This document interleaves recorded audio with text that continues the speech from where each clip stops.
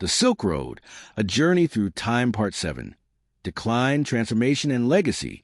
The 14th century brought changes that would gradually diminish the Silk Road's central role in global trade. The Black Death, that catastrophic pandemic that killed between 75 and 200 million people across Eurasia between 1347 and 1353, traveled along the very trade routes that had brought so much prosperity.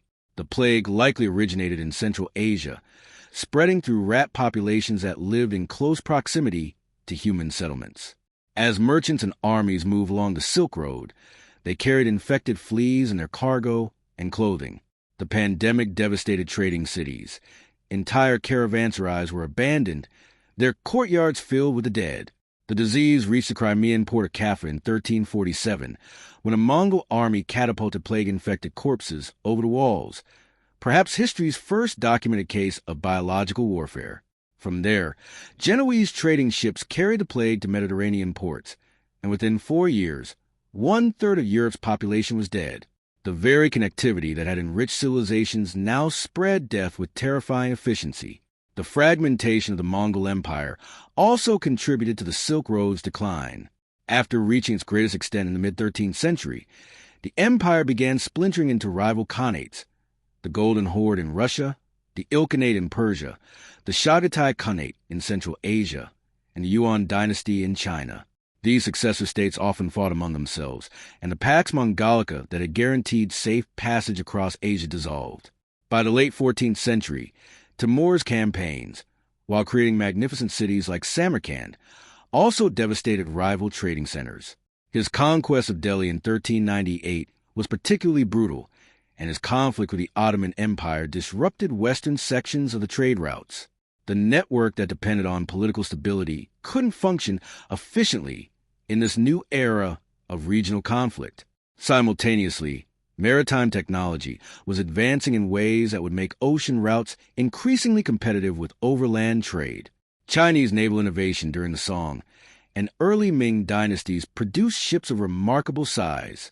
Between 1405 and 1433, the Chinese Admiral Zheng He led 7 massive maritime expeditions across the Indian Ocean, commanding fleets that included ships over 400 feet long. These treasure fleets visited Southeast Asia, India, the Persian Gulf, and East Africa, demonstrating that bulk goods could be transported by sea more efficiently than by caravan. Although China subsequently turned away from maritime exploration, the voyages proved the viability of sea routes. Meanwhile, European navigational technology was improving with the adoption of the compass from China, the astrolabe from Islamic astronomers, and new ship designs combining European and Islamic maritime traditions. The fall of Constantinople to the Ottoman Turks in 1453 sent shockwaves through European commerce. The Ottomans now controlled the western terminus of the Silk Road and could impose taxes on trade passing through their territory.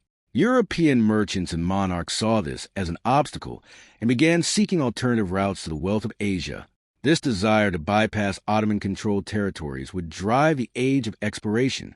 Portuguese sailors have been gradually exploring the African coast since the 1420s.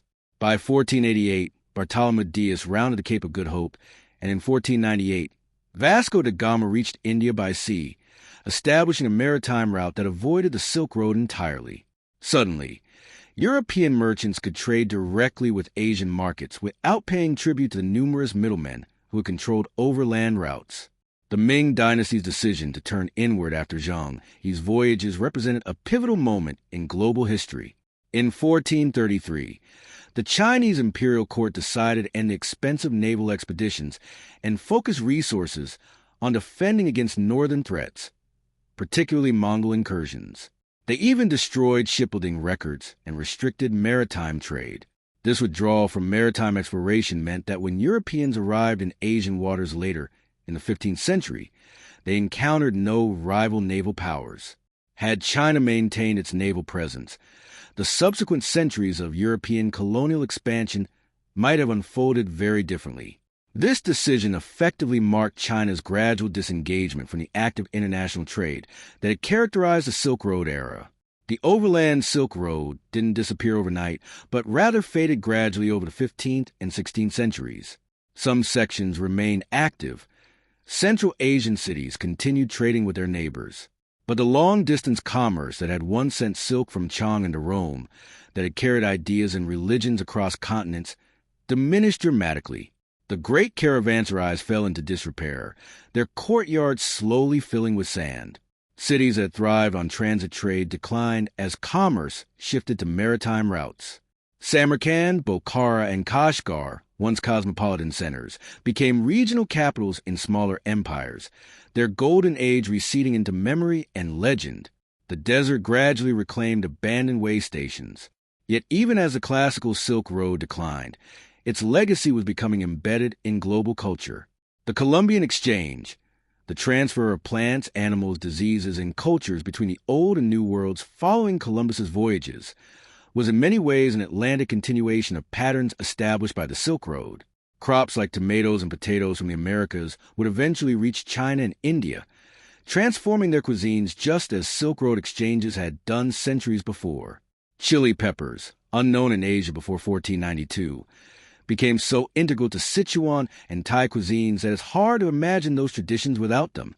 The patterns of exchange, adaptation, and cultural fusion that the Silk Road had pioneered now operated on a truly global scale.